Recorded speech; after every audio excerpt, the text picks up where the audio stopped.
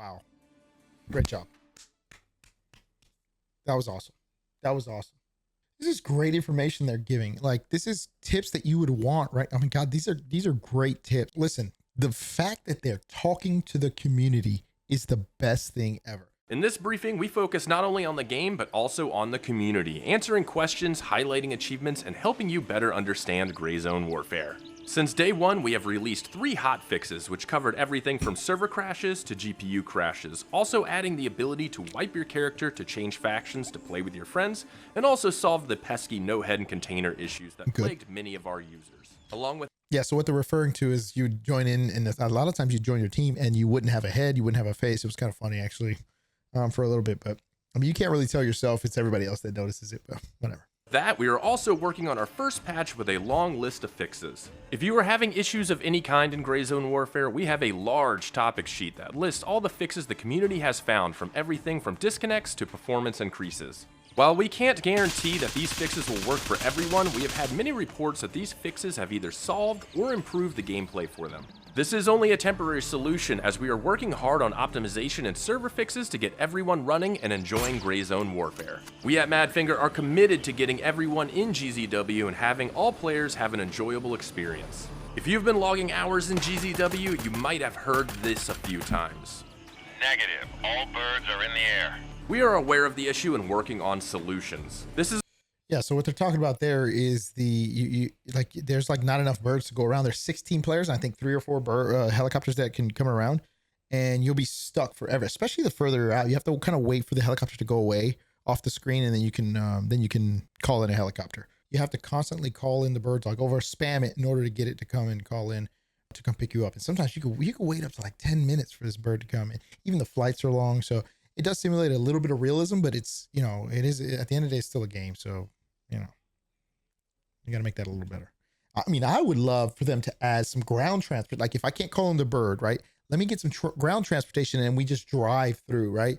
Whether that's, LMTV or Humvee or JLTV or whatever, that would be cool to like have to do that. Or maybe even incorporate some convoy missions in there where, you got to run through a convoy or run through in a convoy with your buddies. Oh my God, that would, like, everybody has to come in together and run through 4 vehicles, 4x4, and I'm driving, or maybe nobody's driving because it'll be a little more difficult, but that would be really cool to do something like that.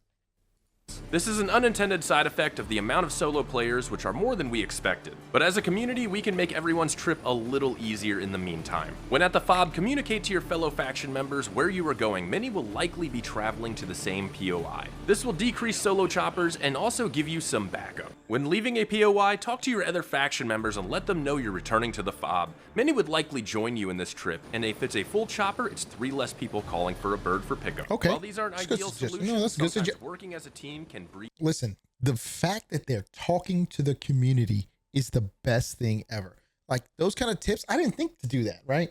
But yeah, I'll try to make sure I kind of engage with the rest of the community. Hey, is anybody going to here? I'm going here. Going to catch a ride. I got a bird coming in 30 seconds. Let me know. I'm here. And then we roll out. Or I can, opposite of that. Hey, is anybody going here? I'd really like a ride. If you got a bird coming, I can't call it in. Those things are super helpful. Better results. We have been seeing your reports about the aimbot AI, and the developers are looking into it and possible solutions. But I would like to offer some tips on how to navigate AI that are more skilled, like those in Banpa. When an AI begins to engage you, don't stand and fight. Try to break its line of sight. If you immediately run behind a bush or foliage to hide, the AI likely saw that as your last movement and will engage the bush knowing you are still behind it. This also goes for running quickly around a corner to break line of sight and stopping to heal. The AI assumes you are still behind that building and will begin to suppress it, likely leading to a death. Instead, break line of sight and continue to put more cover and concealment between you and the engaging AI. The AI will eventually... That's awesome. What that's telling me is the AI is decently smart. So they're gonna do what they think is the best. They're not gonna do, obviously, game, Call of Duty here movement, but they're gonna do what they think is the best option. That's awesome. That's outstanding. That's okay. And that's a good tip. That just lets me know the AI is smarter, or it should be closer to a human thought process than, normal bot. I'm just gonna shoot there and then I'm gonna stop shooting and then let you shoot me. Okay. Eventually move to your last position that you were spotted by them, so be aware as they will attempt to reacquire you. This will allow you to reposition and engage the AI while their focus is on your previous location. Also note that if you stay in one Look at that AI. He was looking for them in that location. That's crazy. position for too long, you can become surrounded, so shoot and move. Ammo selection in GZW is crucial, and I wanted to take the time to explain the ballistic mechanics along with giving recommendations of which ammo you should use until unlocking more. We are aware of the lack of performance on 9mm and shotgun rounds, and we're working hard to get them up to standard. The AI and players all work on a vital organ and blood system. Wait a second. Can you rotate yourself? I didn't know you could rotate your body like that. Okay. Duly noted. And each bullet, when penetrating the body, leaves a temporary cavity that can spread damage outside of the initial bullet path. Repeating Wait, what was that? the body leaves a temporary cavity that can spread damage outside of the initial bullet path. Repeated shots to a limb of an AI or player will not increase blood loss, as an artery can only really be severed once. Shots focused on vital areas will either result in a coma on players or instant death. For 5.56 weapons, I suggest running hollow point boat tail ammo when running the first town, as there are less armored AI to attend to, and then moving to M193 when moving to other POIs, as it's a good M193. I did not know that. Hold on, let's check that M193 ammo here. Moving to M1. So, wow. Muzzle velocity is great. Dispersion is -2. This is more. Okay, it's M193 is full metal jacket. Okay, yeah. Tracking. 93 when moving to other POIs, as it's a good balance of pen and damage. After leveling up Gunny, M855 and M855A1 will be your go-to. Oh my god, that sight! What is this sight? The M855 I'm hearing is the greatest ammo in here. When encountering AI and players. For 5.45 weapons, PS ammo is the go-to when unlocking Turncoat and using AK-74s. Once you unlock Turncoat rank 2, BT ammo will be suitable for players and AI. After maxing Turncoat, BP and BS ammo will be more than suitable for general AK-74 use. This is great information they're giving. Like, this is tips that you would want, right? Oh my god, these are great tips. I don't have to test it out today. I can just do it. As soon as I gotta level up some stuff, but that's fine.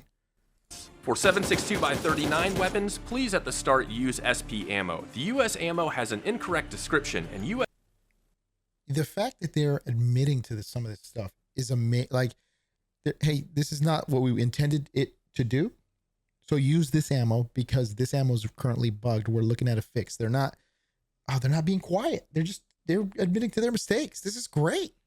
US ammo is actually a subsonic round. SP ammo is good enough to use until unlocking PS ammo, which is better all around for player and AI situations. After unlocking more rank, you will get access to BP ammo, and this is perfect for all situations. For 7.62x51, the M80 will be sufficient for AI engagements and some precise player shots. After unlocking M80A1, it should be standard use due to its unarmored and armor pen it can carry.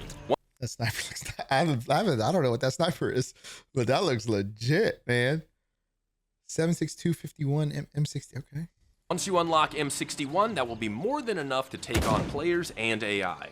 For 7.62x54R, you will only have access to LPS at the start, which will handle AI with ease and even take on players with well-placed shots. After Artisan rank 2, you will get access to 7N1, which will increase lethality against players.